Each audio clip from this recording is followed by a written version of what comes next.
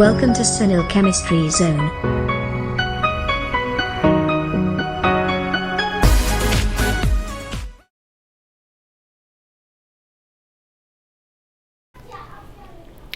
નમસ્તે વિદ્યાર્થી મિત્રો. નેક્સ્ટ ટોપિક છે આજનો આપણો ઇલેક્ટ્રિકલ કન્ડક્ટન્સ,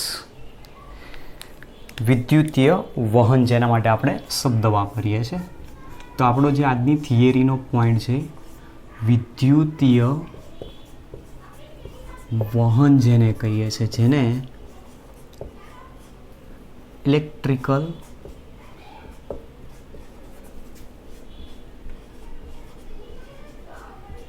કન્ડક્શન તરીકે ઓળખવામાં આવતું હોય છે. હવે આપણો જે ચેપ્ટરનો પોઈન્ટ આપેલો છે, 3 પોઈન્ટ મેં કહ્યા હતા, એમાંથી 2 પોઈન્ટ આપણે ઓલરેડી કમ્પ્લીટ કરી નાખ્યા.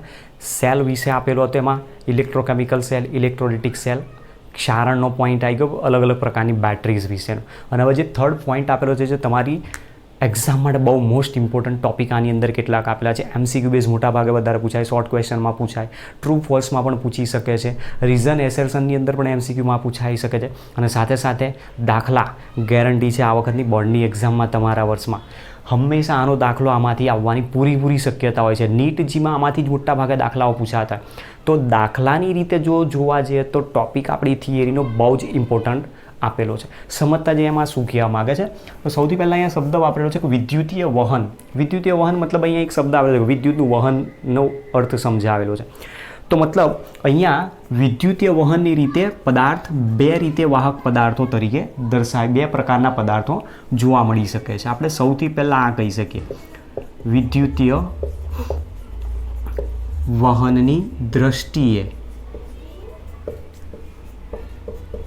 પદાર્થો 2 પ્રકારના છે. એમાં 2 પ્રકારમાં કયા પ્રકાર આવે, તો એક વાહક મતલબ વાહકો કહી શકાય, અને બીજો છે અવાહકો. વિદ્યુત વહન જે દર્શાવે છે, વિદ્યુત વહનના અર્થમાં અહીંયા આપણને ગણેલું છે. તો વાહક પદાર્થો કોને કહી શકાય, તો જે પદાર્થો વિદ્યુત પ્રવાહનું વહન કરી શકતા હોય એને વાહક પદાર્થો તરીકે ઓળખવામાં આવે છે. જે પદાર્થો વિદ્યુત પ્રવાહનું વહન કરી શકે તેને વાહકો કહે છે, મતલબ વાહક પદાર્થો કહે છે. તો વાહક પદાર્થો તરીકે કયા આવી શકે, તો ઉદાહરણ તરીકે આપણી પાસે અલગ અલગ ઉદાહરણ છે. એની અંદર ઝીંક, Fe, copper, nickel, aluminium, NaCl, KCl વગેરે જેવા પદાર્થો આની અંદર આવી શકે છે. તો આ વાહક પદાર્થ તરીકે ઓળખાય છે. પછી બીજા નંબરમાં આપણે કીધું છે અવાહકો. કોને કહી શકાય, વાહકો એટલે કંડક્ટર્સ કહેવાય ને, અવાહકો એટલે એને કહેવાય છે ઇન્સ્યુલેટર્સ પદાર્થો તરીકે. તો વાહકો કોને કહી શકાય, તો જે પદાર્થો વિદ્યુત પ્રવાહનું વહન દર્શાવતા નથી તેઓને અવાહકો કહે છે. તો અવાહકો તરીકે કયા પદાર્થો આવી શકે છે, તો અવાહકો તરીકે આપણી પાસે યુરિયા છે, પછી કાચ, રબર, બરાબર. આવા જે પદાર્થો આપેલા છે એ શું છે, વિદ્યુતના અવાહક પદાર્થો છે. હવે આપણી પાસે જે પ્રશ્ન છે અહીંયા, વિદ્યુતનું વહન કરી શકે એવા પદાર્થો વિશે માહિતી છે, મતલબ વાહકો માટે આપણે સમજવાનું. તો વાહક પદાર્થો પણ 2 પ્રકારના જોવા મળી શકે છે. એમાં એક ધાત્વિક વાહકો અને નંબર 2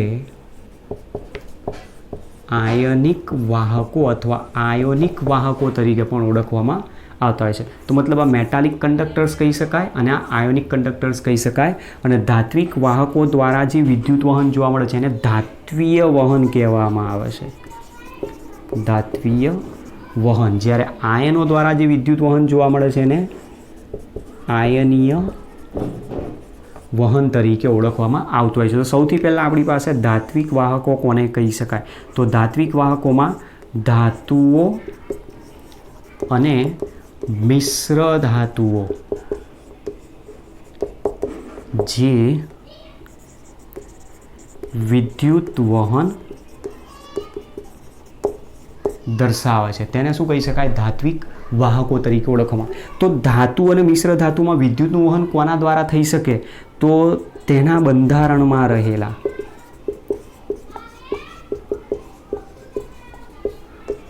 મુક્ત ઇલેક્ટ્રોન દ્વારા તે વિદ્યુત વહન દર્શાવે છે.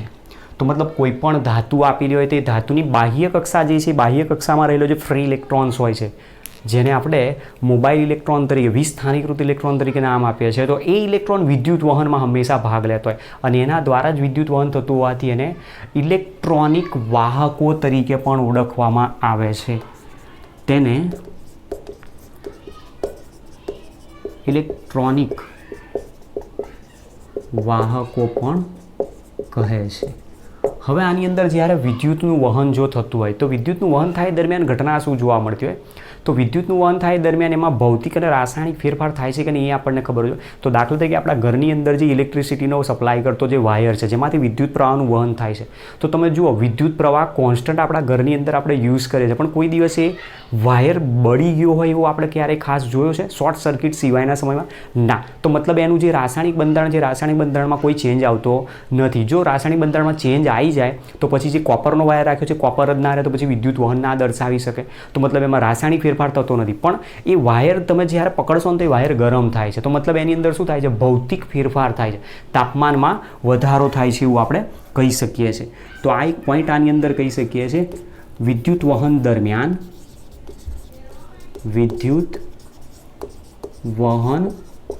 દરમિયાન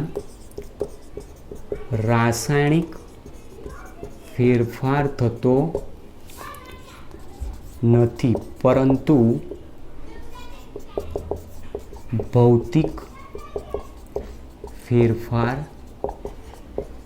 થાય છે. મતલબ કે એમાં તાપમાન વધે છે એ અર્થમાં આપણે કહીએ છીએ. ચલો ત્યાર પછી અહીંયા આપેલો છે આયનિક વાહકો કોને કહી શકાય?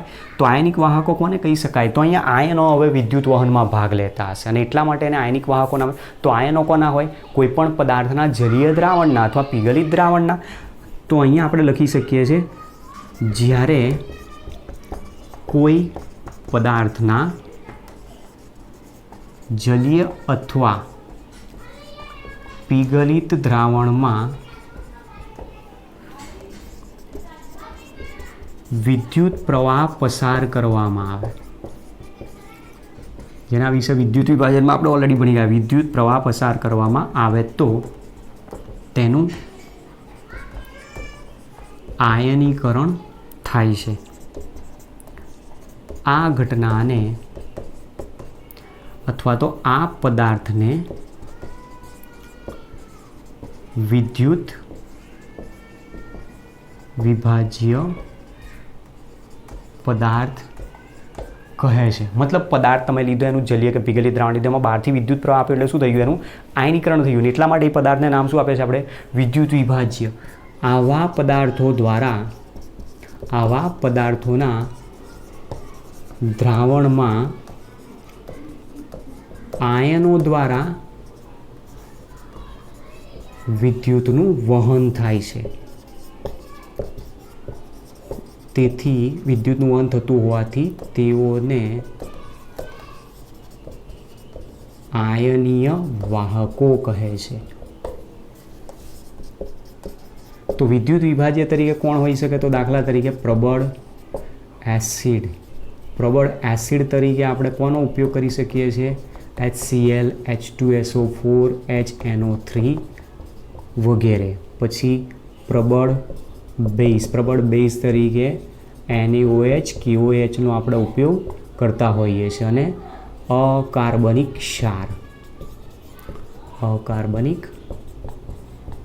ક્ષારો આ જે આપેલા છે બધા જ શું છે? વિદ્યુત વિભાજ્ય પદાર્થો છે. તો વિદ્યુત વિભાજ્ય પદાર્થોનો પોઈન્ટ અહીંયા આપણને સમજાવેલો છે. હવે વિદ્યુત વિભાજ્ય પદાર્થો જે આપ્યા છે એ આપણે અહીંયા વાહકની અર્થમાં લીધો છે. તો આપણે વિદ્યુત વિભાજ્ય પદાર્થની અંદર પણ ભણી ગયા, એમાં પણ બે પ્રકાર છે, પ્રબળ વિદ્યુત વિભાજ્ય અને નિર્બળ વિદ્યુત વિભાજ્ય. તો આપણે એને સમજવાનો હવે પ્રયત્ન કરીએ કે પ્રબળ વિદ્યુત વિભાજ્ય કોને કહી શકાય, નિર્બળ વિદ્યુત વિભાજ્ય કોને કહી શકાય. તો એ ઓલરેડી આપણે વિદ્યુત વિભાજનની થિયરીમાં જ ભણી ગયા છીએ.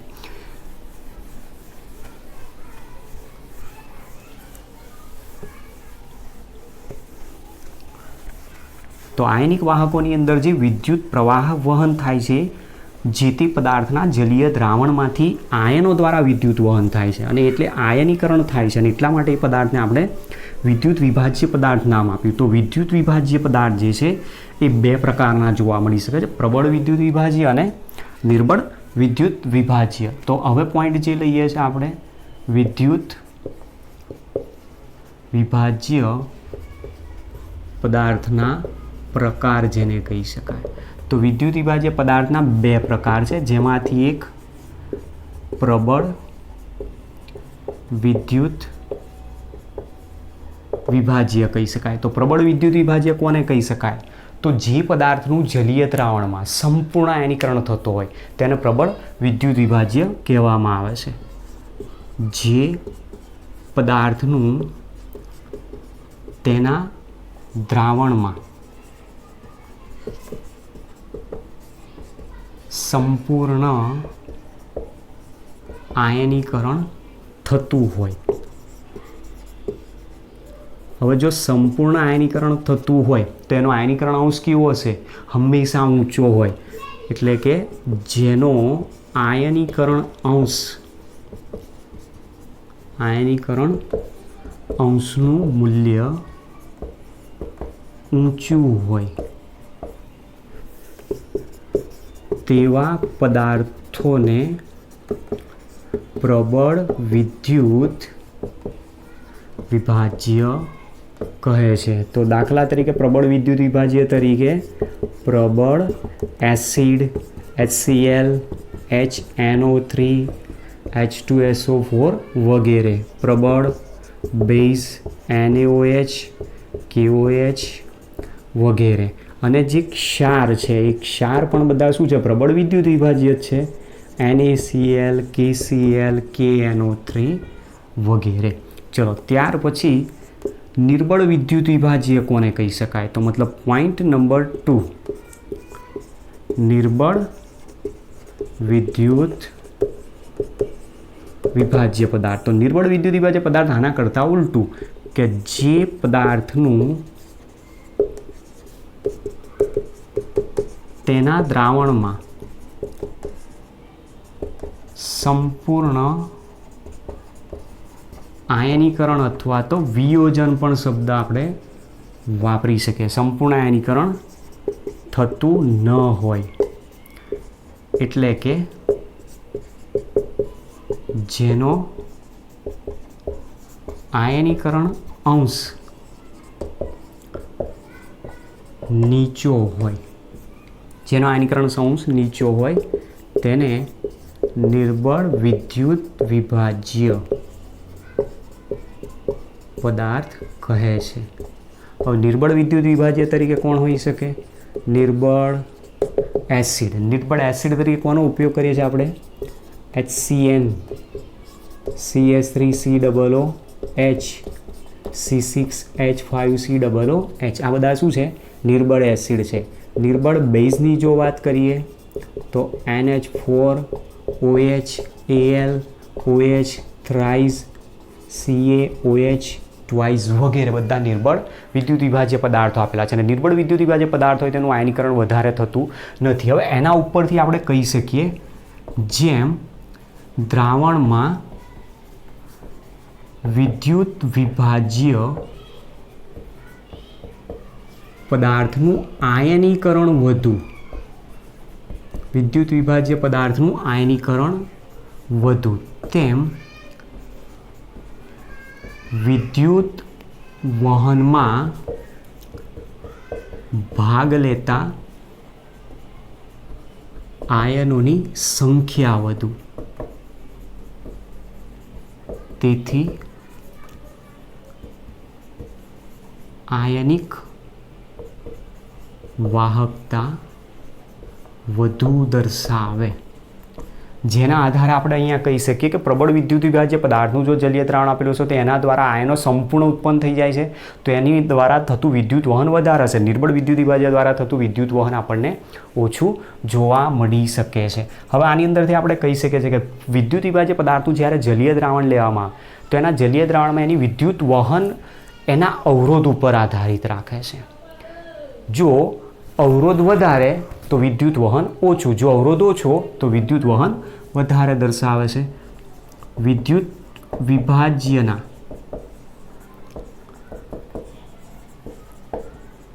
દ્રાવણમાં વિદ્યુત વહન તેના આયનોના અવરોધ ઉપર આધારિત છે. એટલે કે જો અવરોધ એટલે કે જેમ અવરોધ વધુ તેમ વિદ્યુત વહન ઓછું, અને જેમ અવરોધ ઓછો તેમ વિદ્યુત વહન વધુ દર્શાવે છે એવું આપણે કહી શકીએ છીએ. તો મતલબ દ્રાવણમાં વિદ્યુત વહનને સમજવા માટે તમારે પહેલાં અવરોધ વિશે થોડી ઘણી પોઈન્ટ સમજવો પડશે. આથી વિદ્યુત વિભાજ્ય પદાર્થના દ્રાવણની અથવા વિદ્યુત વિભાજ્ય પદાર્થના દ્રાવણનું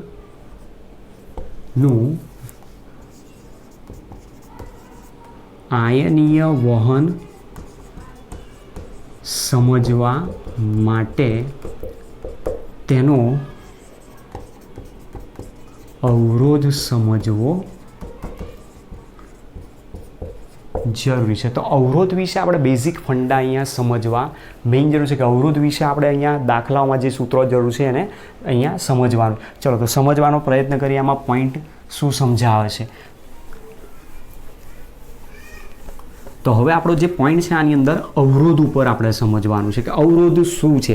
જે મોટા ભાગના પોઈન્ટ તમે ફિઝિક્સની અંદર ધોરણ 11માં શરૂઆતમાં જ ભણી ગયેલા છો, બરાબર, અને એની એ જ વસ્તુ અહીંયા આપણે રિપીટ થાય છે. ફિઝિક્સમાં પણ આવે જ છે ને કેમિસ્ટ્રીમાં અહીંયા ફરીથી ચેન્જ થઈને થોડો ઘણો પોઈન્ટમાં કદાચ સિમ્બોલમાં થોડી ઘણી શક્યતા છે કે ચેન્જ હોય, બાકી તો લગભગ 100% બધું એક સરખું સમજાવેલું છે, એમાં કોઈ જ ફરક પડતો નથી. તો આપણે હવે જે પોઈન્ટ છે એની અંદર અવરોધ વિશે સમજી લઈને આગળ જવાનું છે.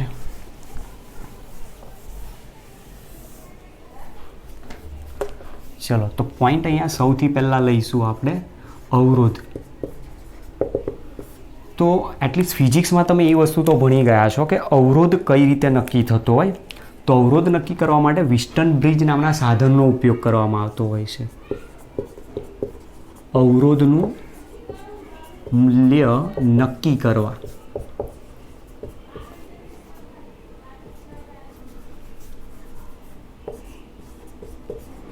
વિસ્ટન બ્રિજ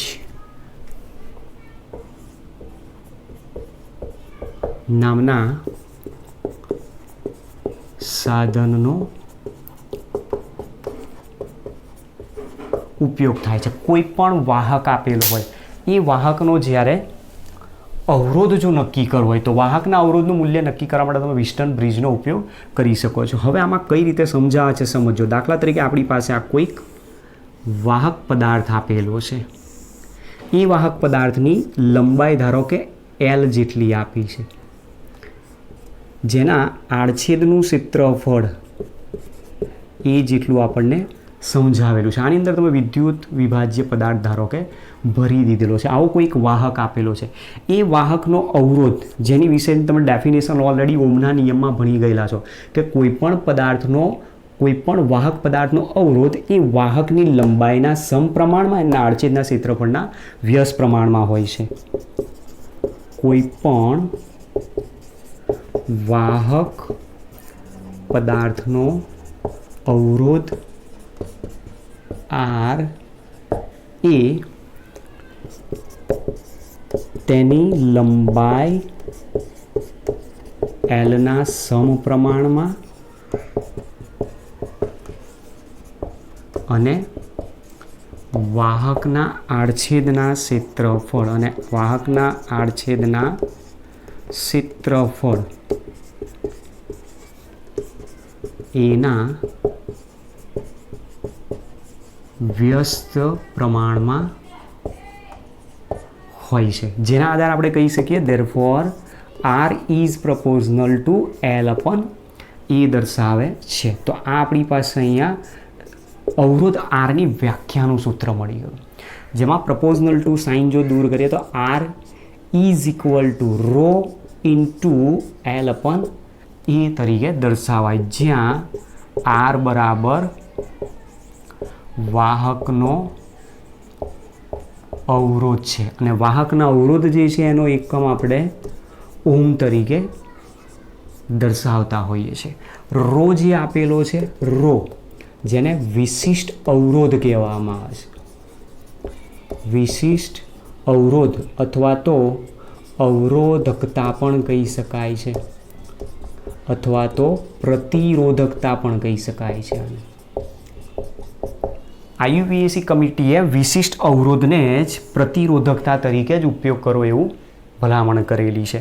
હવે અહીંયા આપણી પાસે જે રો છે એને જો હું સૂત્રકર્તા બનાવું, therefore rho is equal to આને સૂત્રકર્તા બનાવો તો R into A upon L તરીકે સૂત્ર મળે. તો therefore rho is equal to એનો આપણે એકમ કાઢવો છે, તો એકમ શું હોઈ શકે છે? તો આપણે જો એકમ એનો બનાવવો હોય કે અવરોધકતાનો એકમ શું થાય, તો અવરોધ આરનો એકમ આપણે લઈએ છીએ ઓમ ઇન્ટુ વાહક તારનું જે આડછેદનું ક્ષેત્રફળ છે, ધારો કે એ શું છે મીટરમાં, તો અહીંયા એકમ આવશે એનો મીટર સ્ક્વેર, લંબાઈ મીટર, તો મીટર મીટર અહીંયા કેન્સલ કરી નાખો તો રોનો એકમ આવશે ઓમ ઇન્ટુ મીટર. તો મતલબ અવરોધકતાનો એકમ ઓમ ઇન્ટુ મીટર પણ આવી શકે છે, તો આ ઓમ ઇન્ટુ સેન્ટીમીટર પણ હોઈ શકે છે. ઓમ ડેશ મીટર અથવા ઓમ ડેશ સેન્ટીમીટર મળી શકે છે. ચલો, આ આપણી વાત થઈ ગઈ અવરોધ અને અવરોધકતા વિશે. ત્યાર પછી છે વાહકતા. વાહકતા જેને આપણે જી તરીકે દર્શાવીએ છીએ.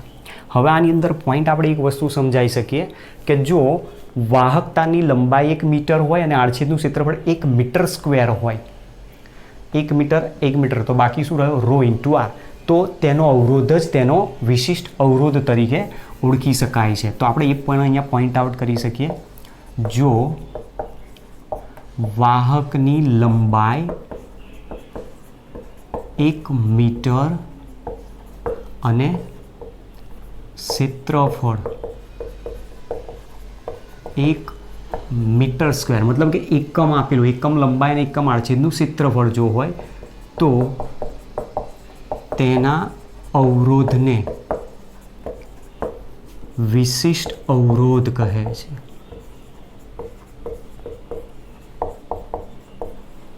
Therefore R is equal to શું થઈ જશે? રો થઈ જશે. તો આર બરાબર રો એ વિશિષ્ટ અવરોધ જ બતાવે છે, મતલબ રોને આપણે વિશિષ્ટ અવરોધ તરીકે નામ આપેલું છે. ચલો, ત્યાર પછી પોઈન્ટ લઈએ વાહકતા. વાહકતા જેનો સિમ્બોલ જી તરીકે દર્શાવે છે. તો વાહકતા કોને કહી શકાય? અવરોધ આરના વ્યસ્તને વાહકતા તરીકે ઓળખવામાં આવે છે. તો આની ડેફિનેશન છે અવરોધ આરના વ્યસ્તને તેની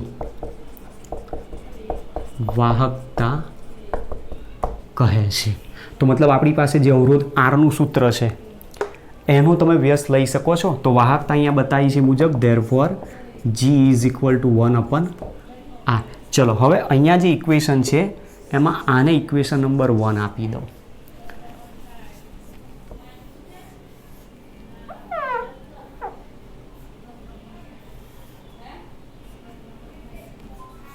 આને નંબર 2 આપી દઈએ. ચલો, તો અહીંયા આપણે લખી શકીએ છીએ R is equal to rho into L upon A છે.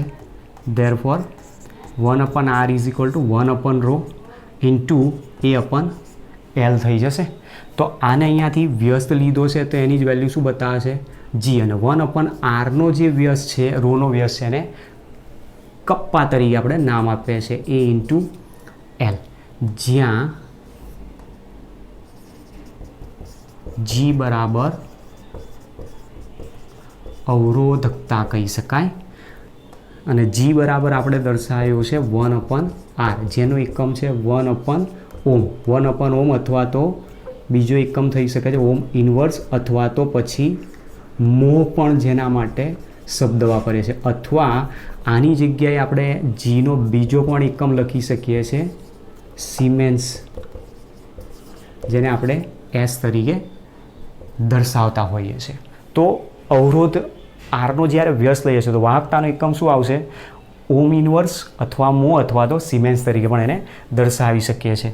અને જે સિમ્બોલ આપેલો છે જેને આપણે અહીંયા ગ્રીક વર્ડ કપ્પા તરીકે નામ આપેલું છે, કપ્પા, જેને તેની વિશિષ્ટ વાહકતા કહે છે, વિશિષ્ટ વાહકતા દર્શાવેલી છે. તો પહેલાં તમે અવરોધ લીધો, અવરોધની અંદર બીજો આવ્યો વિશિષ્ટ અવરોધ, વાહકતા લીધી, એમાં વિશિષ્ટ વાહકતા તરીકે ઓળખવામાં આવે છે.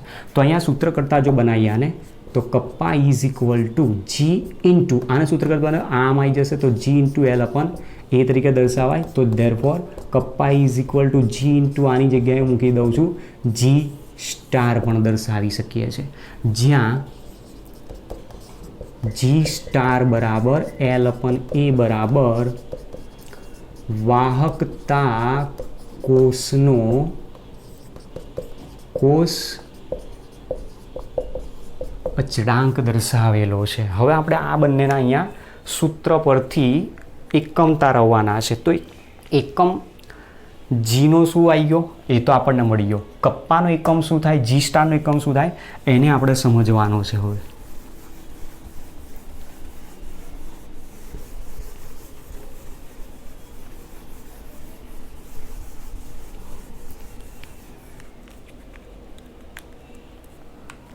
તો જુઓ, આપણી પાસે જે સૂત્ર છે આની અંદર, આ સૂત્રનો અહીંયા ઉપયોગ કરીએ.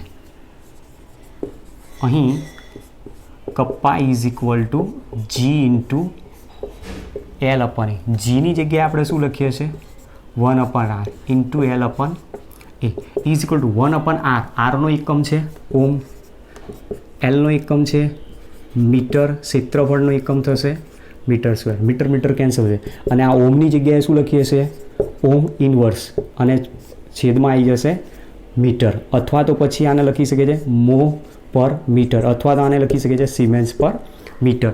તો જ્યારે પણ તમને દાખલા આપેલા હોય ત્યારે તમારે ધ્યાન રાખવાનું છે કે દાખલાની અંદર વાહકતા શબ્દ જ વાપરેલો હશે, વિશિષ્ટ વાહકતા કોઈ જગ્યાએ શબ્દ વાપરેલો નહીં. આઈયુપીએસસી કમિટીએ કીધું છે કે જે વાહકતા તમે અહીંયા વિશિષ્ટ વાહકતાના અર્થમાં લખી છે એને આઈયુપીએસસી કમિટીએ વાહકતા તરીકે જ નામ આપેલું છે, કારણ કે વિદ્યુત વહન અહીંયા આયનો દ્વારા બતાવવાનું છે. દ્રાવણોની અંદર જે વિદ્યુત વહન આવે છે એની મૂલર વાહકતા માટેનો જ્યારે જરૂર પડે ત્યારે એ દરમિયાન એમાં વિશિષ્ટ વાહકતા શબ્દ વાપરતા નથી. તો વાહકતા જ લખેલું એ દરમિયાન તમારે એનો એકમ ચેક કરવાનો, એકમ ઉપરથી તમે આનો જવાબ મેળવી શકો છો. ચલો, સાથે સાથે આપણી પાસે જી સ્ટાર છે, જી સ્ટાર બરાબર લીધો છે એલ અપન એ.